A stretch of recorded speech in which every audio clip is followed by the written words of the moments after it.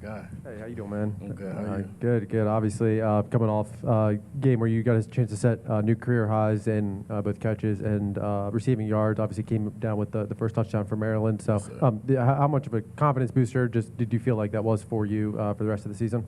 I say it was a huge confidence boost for me, but at the same time, it wasn't really a surprise. It was just a matter of time of when it happened. And I was glad that I was able to have that be my first touchdown because it reminded, if you guys remember Coach Locks Reverson, it was just like the bowl game at NC State when we went to Charlotte. But I'd say it was a big confidence boost. I've been waiting on it for a long time. It's been a long time brewing. But I just stayed consistent, stayed in the work like coaches told me to. And, yeah, it all paid off Saturday night. And then just kind of follow up to that, obviously, just having two veterans in the room and Ty and KP, obviously, I've seen KP, take like Mekhi White, a freshman wide receiver, under his wing at times in practice, things like that. But just having those two veterans leading the room and, obviously you being able to lean on your experience. But how do you feel like those guys have kind of helped kind of bring you along as you kind of step up as, that third piece right next to them and, help and be a role model for the rest of the young wide receivers? I say it helps out a lot. It helps me out a lot. Personally, but just being around them, those are the type of guys you want to have around in the room, like veteran guys. So I try to be around them as much as I can and like take on the things that like just kind of pick their brains and see how they go about things and their leadership skills and everything, and just take bits and pieces and see how I can implement that into my personal life and things like that. Because I know with this being their last year and me next year, I'll be looked at as that veteran guy, and they're doing a great job leading the way, and I'll be ready when they pass the torch to me. Octavian, in the three Big Ten games, as a team, you guys have trailed at halftime. Yeah. How important is it to maybe get off to a faster start and maybe this time having the lead at halftime, both psychologically and physically? It's a big thing. You always want to get off to a fast start. You never want to start off slow. But something big that Coach puts emphasis on is we don't watch the scoreboard. We just play the next play. And you hear him say a lot, when the map and the terrain don't match up, you go with the terrain. So that's just what we do going out throughout the game. It's always hard to win in Big Ten play, but we know what type of team we have. We're confident. We're just going to keep working. And with Saturday's game, you have a chance to be 5-3 before the second bye, before that November stretch. How critical is it to maybe get that, and do you use that as motivation? I wouldn't say we use that as motivation. It's just we know going into every game, we know we're a good team, and it's just a matter we can't allow ourselves to beat ourselves. It's just a matter of what we do. So really, we just pay attention to the next game, whatever game that may be on our schedule. That's what we put our focus into. Octavian, Billy, sorry about that, man. Billy leads the conference in yards passing. What have you seen from him this season as far as his growth into the role as not just a starter but a conference leader? Honestly, us at Maryland football, we're not surprised with the way Billy's been performing. We've been seeing him since winter workouts through spring and all the way through summer. So like the way he's performing, we're not surprised. Like we've seen him put in the work, the days and the hours that nobody sees. So. Like I said, it's not a surprise to us. He's going to keep it going. Minnesota ranks second in the Big Ten in stopping the pass. What's special about their secondary? I say they like looking on film, they do play together. They play real unison. But our coaches and what we have as a scheme, we have something that'll be able to what could you say? Yeah, like in a sense, like counter it. Like we're watching film. We know we'll just find the business pieces where we could make plays, and at the end of the day, we just gotta worry about ourselves and what we do. Octavian, you've already played more snaps this season than the last two seasons. What have you done to kind of earn more playing time? The biggest thing for me going into this season was consistency. Just that was my big, like, if it was one word I could say that helped me, like, in terms of development and getting to where I am now, it was just consistency, just trying to stay consistent despite external factors and everything going on. Just keep the main thing, stay within the plan, and remain consistent and just put in the work.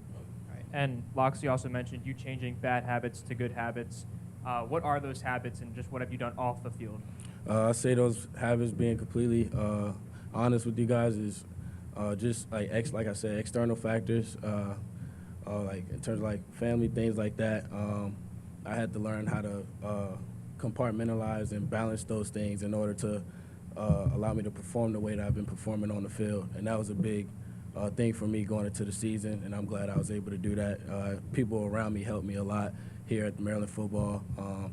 So kudos to them, and I plan to keep it going. Yeah. Octavian, it was your career high with catches on Saturday. Yes, sir. How many times in the huddle were you the actual target, and how many times of those catches were you like the second option or whatever? I'll probably say maybe two. Like we have a play where it's just you guys probably seen a little bubble play. Really, that's it's like based on what the defense shows. If Billy sees the right look, then he's just going to throw it out there right now. But other than that, it was really just our quarterback Billy putting the ball where it needed to be, throwing it to the open guy. based on what he's seen Obviously, from you the have a lot of defense. confidence in Billy, as you said. Yeah. How much have you seen him grow this year through each game? I've seen him grow tremendously. Like I said, we've seen Billy put in the work from winter, spring, all the way through summer, and even after practice, like we stay after, we get extra throws in. Like if we we miss a throw, we got to get on the same page regarding something, whatever it may be in the play. Me and him and any other receivers that are involved in the game plan, we stay after, get right. So that way, come game time, he has the confidence that we're on the same page and we'll be where we're supposed to be, and we trust in him to put the ball where it needs to be as well. Octavian, about those bubble screens, I noticed a couple times this season you maybe didn't get the right block, and Ty looked a little upset, talking kind of you guys going back and forth there on the sideline. You talked about his mentorship and trying to learn from him.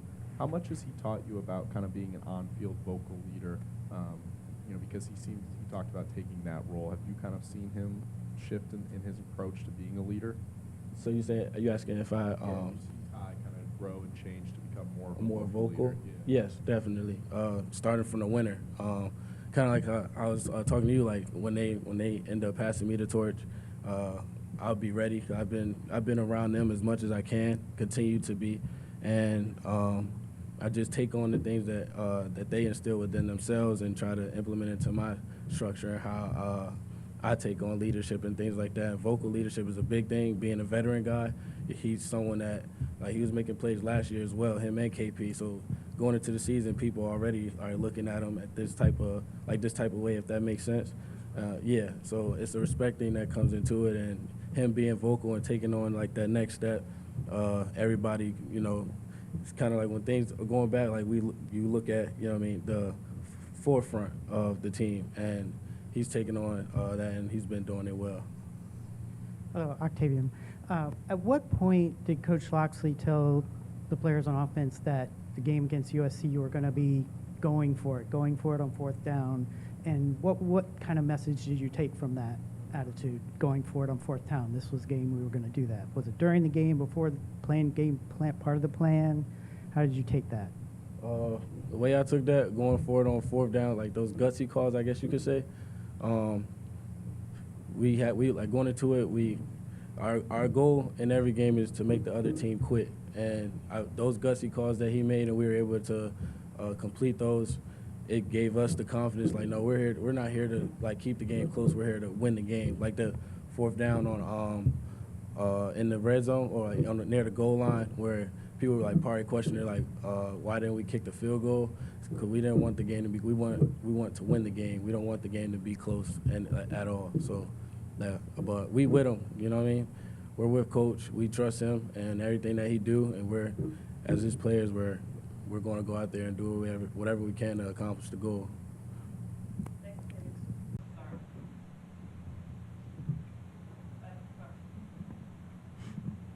Lavain, if you could take us back to the interception. From your perspective, what did you see? Was it something that was a schematic, or was it just you simply reading the quarterback's eyes? Well, first it was beat up Brian Williams' call. Good call he put us in. And it was just me doing my job. QB was eyeing his receiver down. Receiver ran the same route the whole game. and I just undercut the route. When the ball's in the air, when the ball's in the air, you got to catch it. So yeah, just be doing my job. So both Mike and Donnell talked about how big of a play that was. And for you filling in for Dante, how critical is it for you to perform like that, to make an impression with your teammates and the coaches?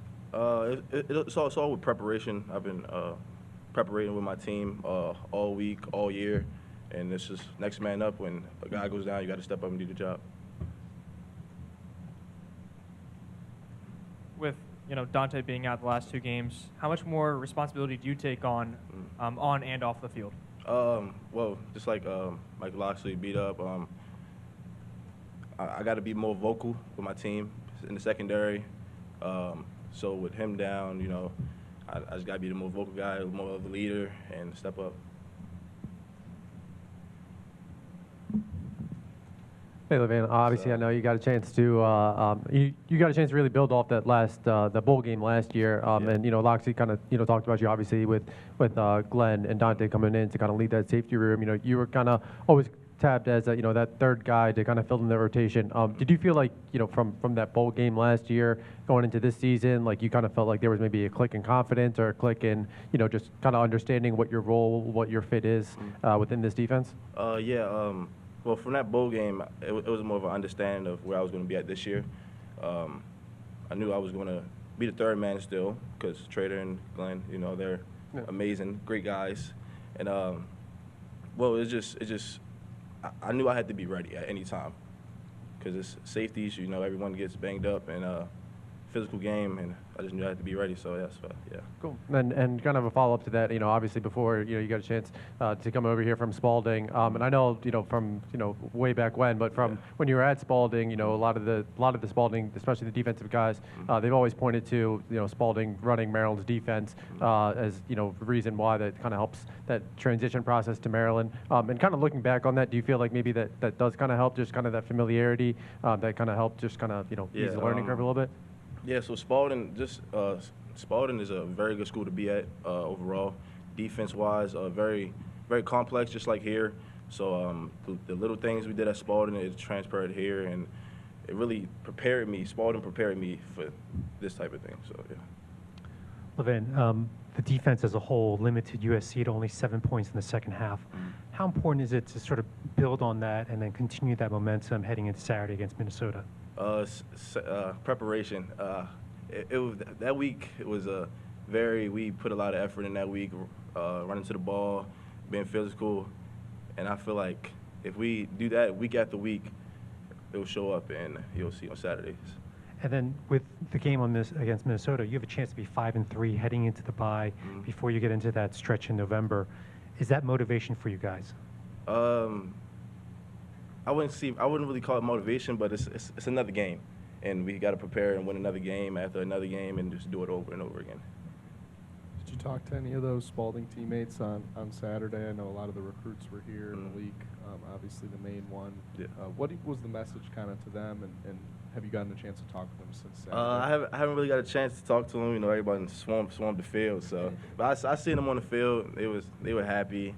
Everyone was excited. But I didn't really get a chance to talk to them.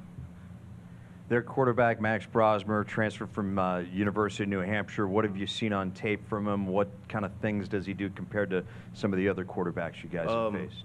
Overall, a really good team. He's very good at passing the ball. He's a good passer. Good with his eyes. He's a good QB overall. Defensively this season, in spots, you guys, the big play has been, an Achilles heel. How do you contain that? How do you eliminate those moving forward? Keep working in practice, because a lot of things that happen in practice happens in games, and we just got to keep working in practice to limit the big plays, and that's what will happen on Saturday.